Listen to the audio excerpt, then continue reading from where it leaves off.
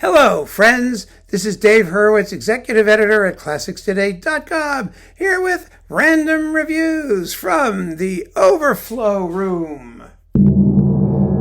And our wonderful new UFIP Tam Tam. Do it again.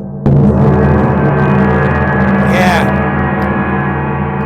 You really gotta whack it. You probably can't hear it too well over this little miniature microphone thing, but it has a very deep fundamental and then a splashy metallic overtone to it that's really quite interesting, at least in person. And let's see, what are we going to do here? Oh, Bernard Herrmann. Oh, more and more Bernard Herrmann. Yes, the Magnificent Ambersons. This is the original 1942 motion picture score, conducted by Tony Bremner with the Australian Philharmonic on the didgeridoo label. Yes, everyone should have a didgeridoo label. It's really quite a splendid performance. Apparently this was part of the Bernard Herrmann Anthology, Volume 1. I have no idea if there was ever a Volume 2. I really don't. I don't recall seeing anything else in this series. But, here it is. Really a wonderful, wonderful score. Another Orson Welles film, if I'm not mistaken. And, it's a big, big pile of music. The opening credits are theme and variations, 7 minutes long. Really seriously extended music. Then there's a 3-minute snow ride, and the first nocturne, which is 4 minutes, and the second nocturne, which is 3 minutes. One has a violin solo, one has a cello solo. Really, really cool. It's a beautiful score. Sort of like a really famous movie that nobody watches anymore. I mean, I saw it once, like when I was like 10, I think, or something like that. Then we've got, look at this, North by Northwest again. This is the original motion picture soundtrack. So it's in, is it even in stereo? I'm trying to see here. This is Turner Classic Movies. And 1959. So yeah, I guess it is, or it probably is.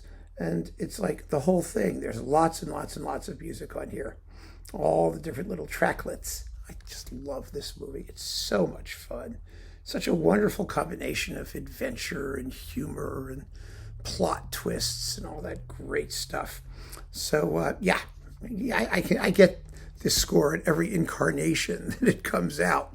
And some of you mentioned in the comments, too, that it was like your favorite film score of all time. And I can't blame you. I'm entirely with you on that. Then we've got, 2 CDs. Joel McNeely does all of his scores, or at least most of them, the complete scores for the Twilight Zone.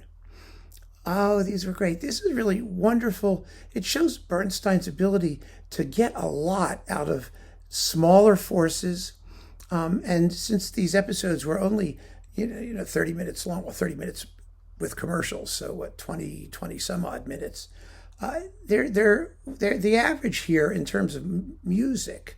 Let me see, 15 minutes, 18 minutes, 19 minutes, 14 minutes, you're about that much music in each one. So he didn't have a lot of time.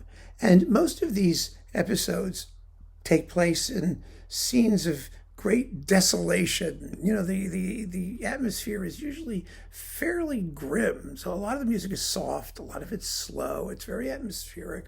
I wouldn't play both discs at once, but it's great stuff. Absolutely. What is it? Where is Everybody? Of course, is one of the most famous ones. And then we have Walking Distance, The Lonely, Eye of the Beholder. He also did the main titles and the end titles. He did his own Twilight Zone thing before they dumped Bernard Herrmann's for Marius Constant. Remember that? Do-do-do-do-do-do-do-do was actually assembled by the Twilight Zone crew out of a bunch of different tracks by Marius Constant. Bernard Herrmann's was original music. And then we've got, Little Girl Lost, The Living Doll. Ooh, was that creepy? Remember that one? That was really interesting. 90 Years Without Slumbering. And he didn't do a lot for the Twilight Zone. But what he did was memorable. This is one of Robert Townsend's more inspired, well, everything he did was inspired, but this is particularly inspired Herrmann projects. So there's that. Then we've got Psycho. Yeah, remember this? This is the score that Herrmann conducted. 58 minutes and 16 seconds of music, the complete music, according to this, with Herrmann conducting the National Philharmonic, which he does very well. He usually conducted everything excruciatingly slowly. This wasn't so bad, all things considered, and it's certainly brooding and intense. Of course, the irony with Psycho is that Herrmann hated the film and said it was trash, and probably felt that his music was not that interesting either. But then, of course, he saw it. It was a huge success, and he thought it was the greatest thing ever, the best thing he ever did. He was sort of, difficult that way. But yes, this is essential. We want to have that. And then, good Lord, Bernard Herrmann at Fox, Volume 3. Original motion picture soundtrack to Anna and the King of Siam, with Irene Dunne, Rex Harrison, Linda Darnell. World premiere release of the original soundtrack. And this is also Vere's Sarabande. Yay! Absolutely fabulous. I just love all these, exotica ones, Orientalist schlock. It's just marvelous. And even Herrmann in schlock mode was marvelous. So keep on listening, friends. Thanks for joining me. More Herrmann to come. Take care.